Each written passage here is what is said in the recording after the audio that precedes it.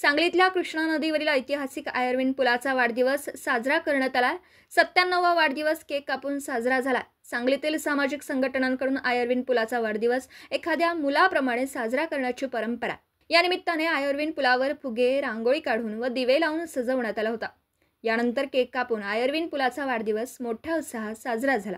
18 November 1929 मध्ये सांगली शहराच्या जडणघडण आणि समृद्धीचा मार्ग बनलेल्या पुलाची उभारणी ब्रिटिश काळामध्ये तत्कालीन संस्थानिक चिंतामणराव पटवर्धन यांच्याकडून करण्यात आली होती। वास्तुकलेचा अद्भुत आविष्कार व 13 सुंदर कमानींवर कृष्णा नदीत उभारलेला सांगलीचे वैभव म्हणून आयर्विन पुलाची ओळख आहे। नमस्कार, मी मुकुंद पटवर्धन। आज 18 नोव्हेंबर 2025 सांगलीला बाहेरच्या जिल्ह्यांशी जोडणारा जो आयर्विन पूल आहे कृष्णा नदीवरती, त्याला आज 96 वर्ष पूर्ण होऊन 97व्या वर्षात तो पूल पदार्पण करतो आहे। लोकांचा खूप असा गैरसमज आहे की तो ब्रिटिशांच्या अखत्यारीत बांधला गेलेला आहे, इंग्रजांच्या काळात बांधला गेला आहे, बरोबर आहे, पण सांगलीच्या राजेसाहेबांनी तो पूल बांधलेला आहे। रानडे कन्स्ट्रक्शन कंपनीकडे त्या पुलाचं बांधकाम होतं।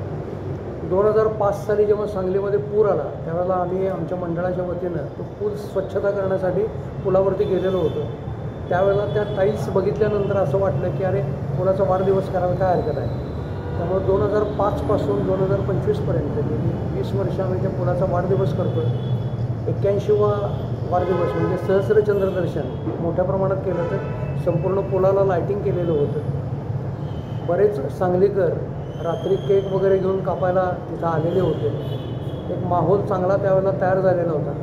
त्यानंतर दरवर्षीचा वाढदिवस आपण घरगुती स्वरूपात जसे वाढदिवस करतो तसे दरवर्षी करतच असतो।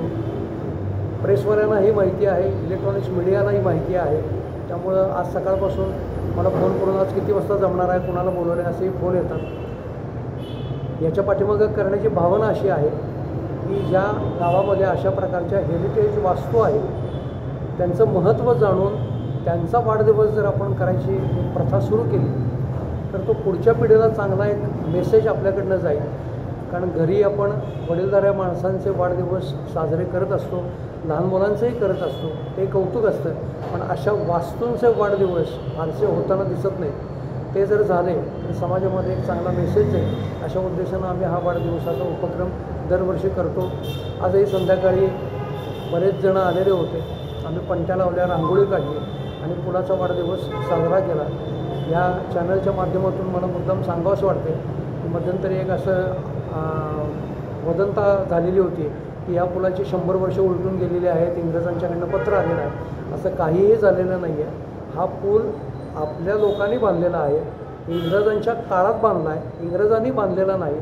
त्यामुळे अशा पद्धतीचं कुठलंही पत्र आलेलं नाही।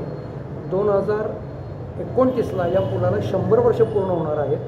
1929 साली हा पूल बांधून पूर्ण झाला आणि तो केवळ 2 वर्षात 6,50,000 रुपयात बांधलेला आहे। म्हणजे आत्ताच्या काळात जर आपण विचार केला तर 6,50,000मध्ये 10 बाय 10ची खोलीसुद्धा बांधून होत नाही। एवढा मोठा पूल इतक्या पुरांना टक्कर देत अजूनही भक्कम स्थितीत उभा आहे। तो जपणं हे सगळ्या सांगलीकरांचं कर्तव्य आहे असं मला वाटतं। धन्यवाद। महाराष्ट्राचे सर्वमान्य दैनिक समर्थ गावकरी अहमदनगर, पुणे, नाशिक, जळगाव, धुळे, नंदुरबार, सोलापूर, कोल्हापूर, सांगली, सातारा, मुंबई, ठाणे, पालघर, रत्नागिरी, रायगड, सिंधुदुर्ग, नांदेड, उस्मानाबाद, बीड, औरंगाबाद, नागपूर, गडचिरोली, भंडारा, गोंदिया, अकोला, यवतमाळ, बुलढाणा येथून एकाच वेळी प्रसिद्ध होणारे एकमेव दैनिक, सर्वसामान्य जनतेचे खुले व्यासपीठ। संपादक आहेत विश्वासराव आरोटे। मोबाईल नंबर आहे 94 23 38 85 08। दुसरा मोबाईल नंबर 94 23 46 72 72। तिसरा मोबाईल नंबर 75 88 15 0001। वेबसाईट आहे sgavkari.com। मेल आयडी आहे akl gavkari@gmail.com।